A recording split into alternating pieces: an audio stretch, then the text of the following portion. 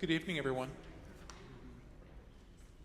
Welcome to the Church of the Heavenly Rest. My name is David Romanek, and I am the rector here, and just delighted to welcome you for this next entry in our chamber music concert series. This program or this series is intended to be a gift to the Abilene community. We don't charge anything for these concerts, but it doesn't cost nothing to put them on. So if you do enjoy what you hear, and if you feel moved to make sure that we can continue to offer this gift to the Abilene community, there is an alms basin back there, and I encourage you to be generous. Heavenly Rest has long been known as a place where musicians come together and to offer beauty to the Abilene community. It is a place where I think musicians love to play. I think in part because it's a beautiful acoustic and it's a beautiful space, but in part because I think this is a place that really appreciates music and the people who offer it.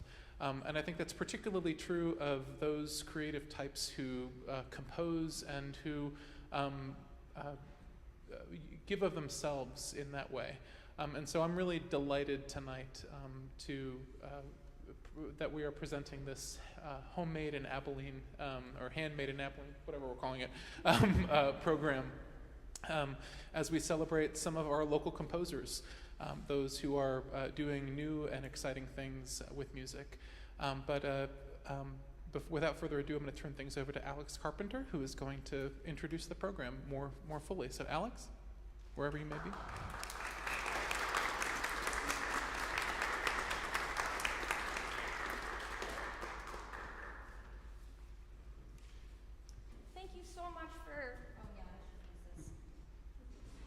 Thank you so much for coming out today and spending some time to listen to some Abilene composers.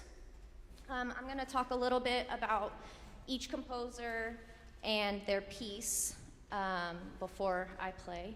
So first off is Christian Fortner's The Leap. After experiencing the life-changing power of music in high school, Christian Fortner began a journey of musical creation with one purpose in mind: to help others experience music in the way he did. He graduated from Hardin-Simmons University with a bachelor's degree in music theory composition, where he studied under the direction of Dr. Bernard Scher. Christian's music places the importance of melody and memorability above all else. His original music and arrangements have been performed across the United States, including the Texas Music Educators Association and National American Choral Directors Association. He's also the founder of Christian Fortner Music, which is the primary publishing company that houses his music. He currently resides in Abilene with his wife, Kara, and their dog, Lady.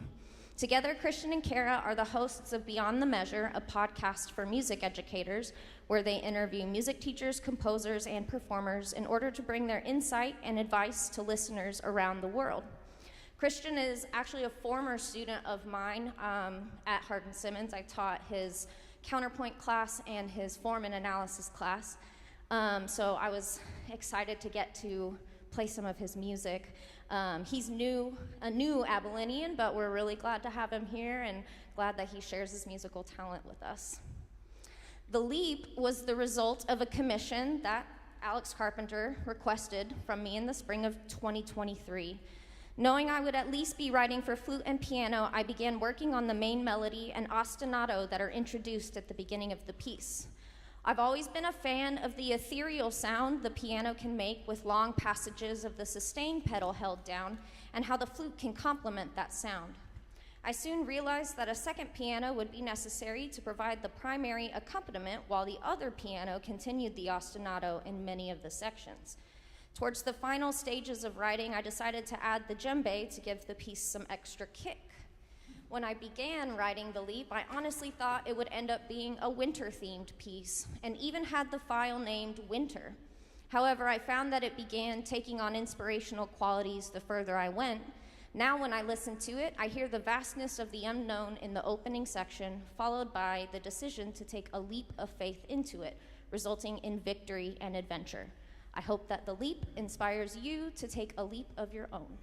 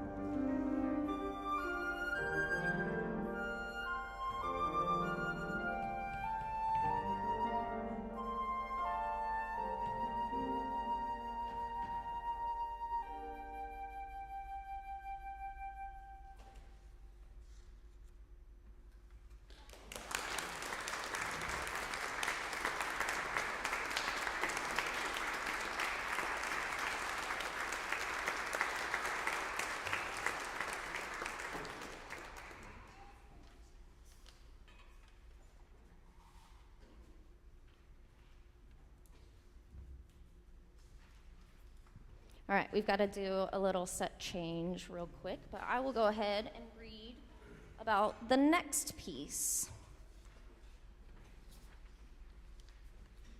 Bernard Scher is an energetic composer-performer. His catalog includes over 140 works for orchestra, orchestra and chorus, orchestra and soloist, solo voice, chorus, wind ensemble, and various chamber ensembles. His orchestral works have been performed in California, Texas, and Europe, and he has received numerous commissions from professional and university ensembles. His chamber music is performed regularly across the United States and has had a number of European performances. He is an active professional trumpet player and performs with the Key City Brass. He earned a BA and MFA in music from UCLA and a PhD in music from the University of Oregon. He and his wife Donna are the founders and owners of B&D Music Services, specializing in streaming and AV recording for live art music concerts in Abilene. I personally have known Dr. Scher for nearly 20 years. I first met him while I was at the Summer Music Festival camp at HSU when I was in high school. I eventually went to HSU and studied with him. Dr. Scher has played an important role in my life as a musician, resparking my joy of composing and fueling my love of music theory. I always looked up to him and consider him a mentor. I am honored that he spent his time writing this cool piece of music for me and Bill. As the title suggests, Sketches of Jazz is influenced by Sketches of Spain, the famous Third Stream album by Miles Davis. Third Stream is the confluence of jazz and European art music, and this piece is completely in this idiom. After the dramatic introduction, the piece is essentially a set of variations on a 16-bar blues chord progression. There are interludes and an extended contrasting section, but the piece never strays too far from its jazz inspiration.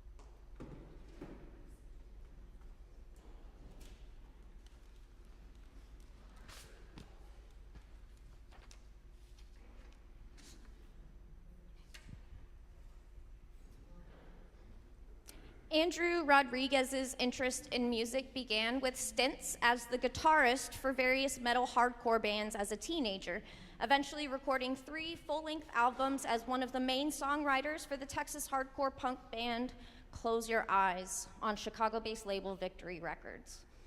Rodriguez's history as a performer in the hardcore scene forms the core of his musical identity. Having spent over 3 years touring the country, Andrew's passion for the DIY scene continues to guide his creativity. The embedded experiences of performing intense and passionate music night after night have led to a musical language that is both raw and dramatically expressive. Throughout this, Andrew has remained active in indie music both as a songwriter and producer. These 3 avenues, composing, songwriting, and producing, often intersect to create a vision wherein lies Rodriguez's voice. Having built his career on writing and performing music with close friends and collaborators, he continues to develop long-lasting relationships with artists and musicians who share the same vision of collaboration. Now, Andrew and I go all the way back to high school. I don't think he knew who I was back then, but I definitely knew who he was because I used to go to metal shows and go to his metal shows specifically. We formally met during our undergraduate degree at Hardin-Simmons. We were both working on a music theory composition degree at HSU, and that's where we formally got to meet. We then completely unintentionally both moved within 3 hours of each other for graduate school in Illinois. So that's when he actually wrote this piece for me. Push process takes its name from a film developing technique in which film is overdeveloped in order to compensate for underexposure. The 3 elided movements represent an image coming into focus in the process of developing a photograph. The darkest colors appear first, followed by the vague semblance of form, and lastly, the detail of an image. This process mirrors the form of this work. The first movement takes a single harmony as its core material. The second movement develops that idea into a harmonic progression implemented as a passacaglia, and the last movement creates a melodic fragment that is then developed and manipulated to create intricate detail. The 3 movements are played without a grand pause until the image is fully formed.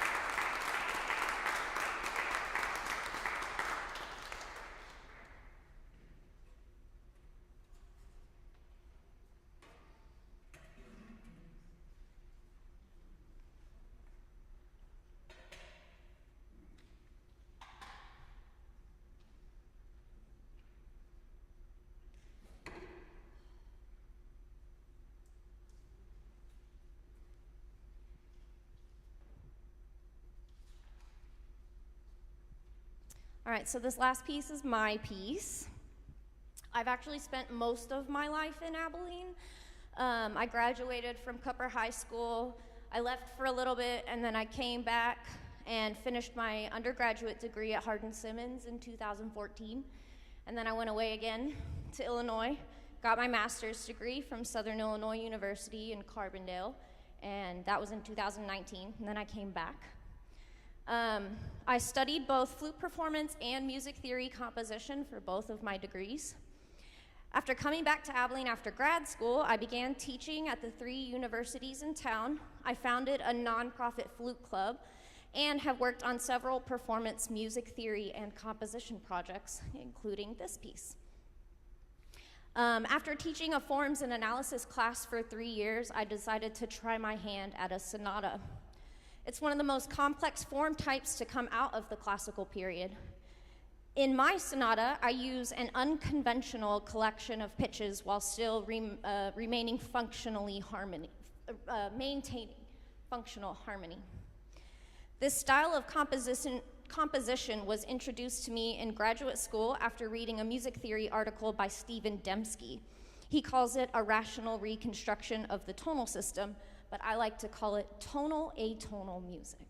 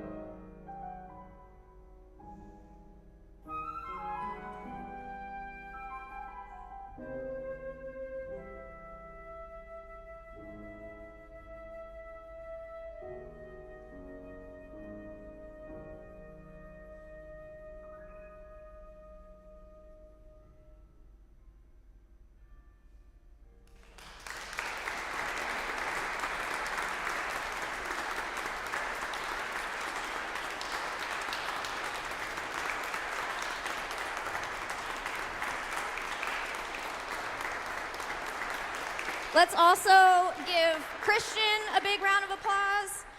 Dr. Cher was not able to be here, but Donna is here, so thank you for coming, Donna. And Andrew is in Illinois, so thank you so much for coming. I hope you enjoyed the music. Have a great rest of your day.